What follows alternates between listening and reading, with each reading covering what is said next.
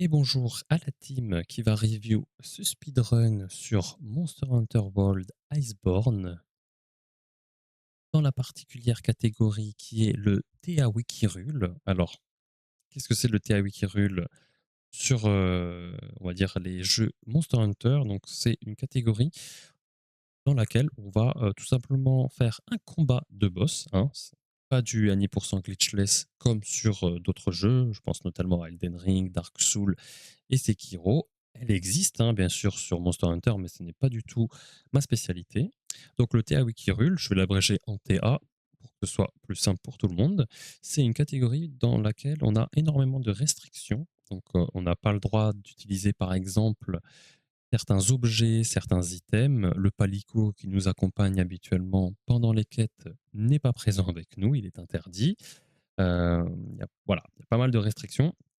Et c'est ça qui me plaît beaucoup, hein. Moi, je fais que des runs en TA et uniquement au double lame, bien sûr. Je suis un névrosé, comme on dit, et dual blade. Pour parler un petit peu du mob en question, Sharai Valda, monstre pionnier de ce DLC Iceborne, du moins du lore, bien entendu. Et puis voilà, j'avais envie de faire un petit speedrun sur celle-ci parce que c'était un monstre qui m'avait beaucoup marqué pendant ma découverte du jeu. L'OST incroyable. Malheureusement, vous n'allez pas pouvoir l'écouter parce que je désactive la musique du jeu pendant mes petits streams, vu que je préfère écouter ma propre musique. Mais vraiment, l'OST est splendide. Euh, comment dire? Ah, touchante, c'est pas le bon mot, mais elle vous met vraiment dans l'ambiance, quoi. Et donc voilà, donc on va s'empresser de commencer cette petite run. Donc, tout d'abord, première phase, on va consommer toutes sortes d'items pour augmenter notre attaque et notre stamina.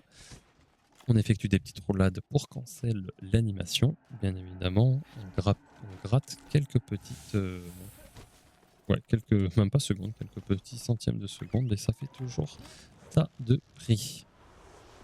Donc là, on va arriver, et la première chose qu'on va essayer de faire, c'est d'utiliser la claw, donc le grappin, pour monter sur la tête du monstre, effectuer 3 attaques pour l'enrager, ce qui va me déclencher un boost de dégâts et d'affinité. Et on effectuera une attaque spéciale, la Thunder Attack, qui permet d'attendrir du coup, en l'occurrence ici la tête, et on va du coup faire plus de dégâts sur ce point faible qui est du coup exposé parce qu'il est attendri.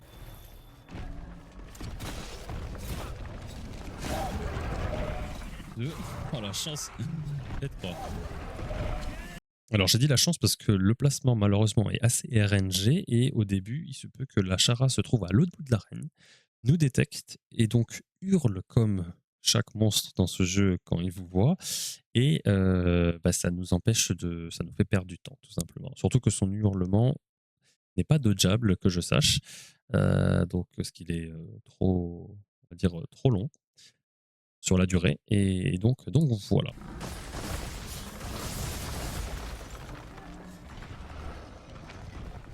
Donc une fois qu'on a attendri, hein, vous voyez le torse, mais c'est surtout la tête qui sont en jaune, on fait plus de dégâts.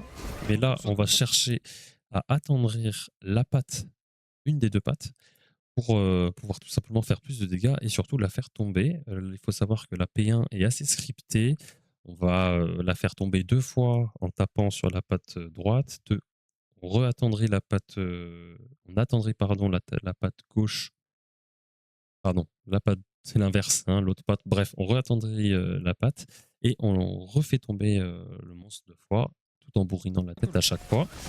Je m'en fous. Donc voilà. On se heal parce qu'on a un talent qui nous permet de faire plus de dégâts quand on est full HP. Voilà, première chute, on se positionne et on se place au niveau de la tête pour effectuer 3 Demon Slash et une Blade Dance x2, c'est le combo de 4 attaques, c'est le script à suivre. Là vous voyez je repars focus la patte droite, à ma droite mais gauche du coup, décidément.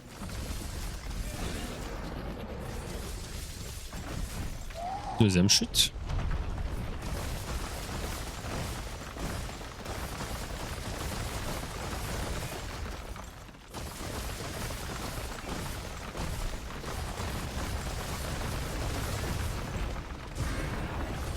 Voilà, donc là on va s'attaquer à la patte de droite, hein.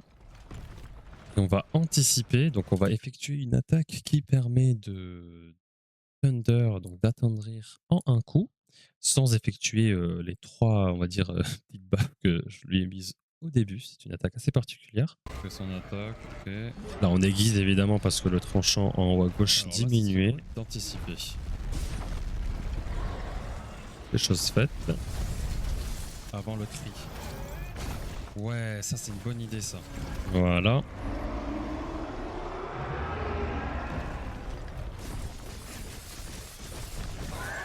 Troisième chute.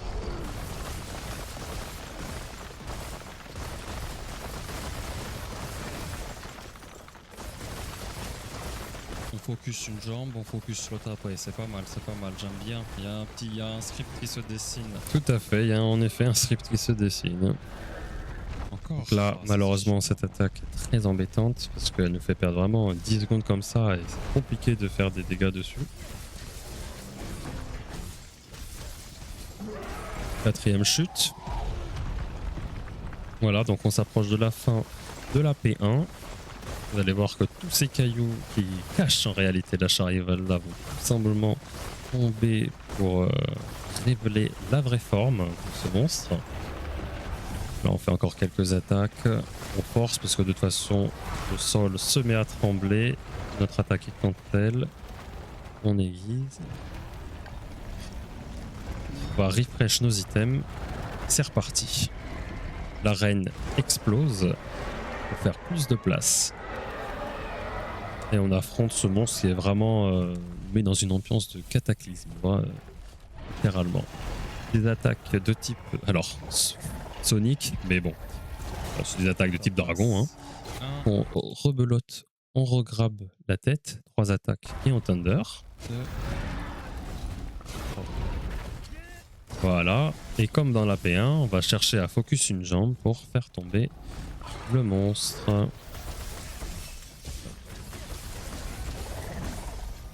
Voilà, petite attaque son là, esquiver. C'est pas des bons patterns ça, parce que j'avais commencé avec des patterns à la con. à focus une papate. Ah ouais, super. Pattern très difficile à dodge en allant vers le monstre, malheureusement. Alors que ce pattern est nickel, c'est le meilleur pattern, on peut le faire une blade dance, c'est super. Première chute, on refocus la tête, hein, qui est le gros point faible.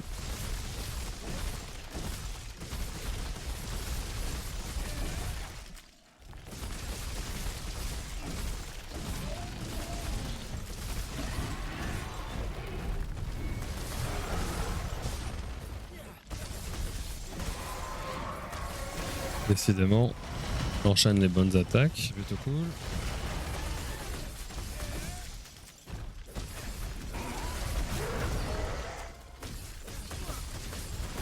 Ok, donc là on arrive à un moment assez important, donc vous allez voir, donc la Chara a, on va dire, brusquement reculé, donc en fait elle a clagueur, elle s'est fatiguée, car j'ai focus énormément la même patte, et donc en fait si on effectue un certain combo avec l'attaque, voilà, une attaque spéciale à la fin, on va pouvoir reset cette animation, et en même temps attendrir la zone qu'on a, on va dire, touchée. Alors, ce qui est difficile avec ce monstre comparé à d'autres, c'est que son animation de clagueur la fait vraiment reculer loin et ensuite elle se replace. Donc, il faut un petit peu pré-shot. Alors, je vais réussir à le faire là, mais malheureusement, un peu trop lent. Et donc, du coup, j'ai pas reset l'animation, mais j'ai quand même touché l'attaque. Vous allez voir, la patte avant gauche va Ok, bon, moi devenir blanche, donc j'aurais attendri. Mais j'ai pas reset l'attaque et ça m'aurait permis de gratter. Ouais, 5 secondes quand même, hein, avec une Blade Dance, moins 5 secondes. Oui. Bon pattern, malheureusement pas très bien placé, on n'a pas hit tous les coups. Deuxième chute. Ok, on est pas mal, on est pas mal.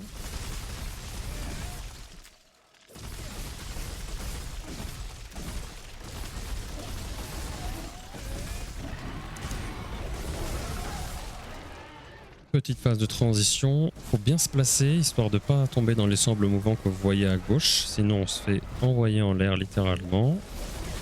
Alors ce cri là on peut le dodge mais Non, pas faut que je réussi, reste seul. fait n'importe quoi, c'est pas grave. Enfin, on peut le esquiver mais il est très compliqué. Bon, tant pis, c'est pas la bonne jambe, bah, c'est pas grave. On aiguise parce Ça que le va pas toucher. tranchant Je pense que c'est un bon descend, move, ça. on a besoin de reset, de refresh pardon, le tranchant. Ah, j'ai plus le peak performance. Ouais, en effet, perdu un petit peu de dégâts là sur cette attaque. Il y a toujours des petites optimisations à faire. Évidemment, l'idéal, c'est de ne pas se faire toucher. Là, on va briser la tête parce que c'est la troisième fois qu'elle tombe, la pauvre.